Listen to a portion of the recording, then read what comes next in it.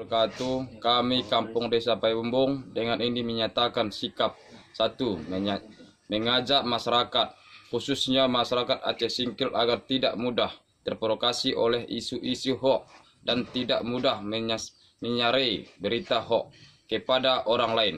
Dua, kami mendukung Polri dalam mengusut serta memproses para pelaku penyebar berita hoax.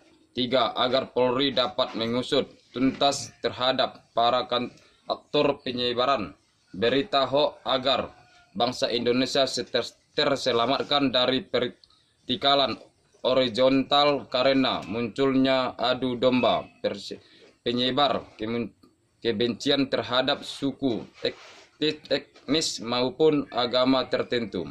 Empat, mari kita selamatkan daerah kita, Kecamatan Singkil khususnya Kabupaten Singkil dari isu-isu dan ujaran kebencian melalui kegiatan keagamaan maupun kegiatan opositif lainnya, serta kita kembalikan kepada moto bahwa daerah Kabupaten Singkil merupakan daerah yang bermartabat Aceh Singkil, anti hoax. 5. NKRI harga mati.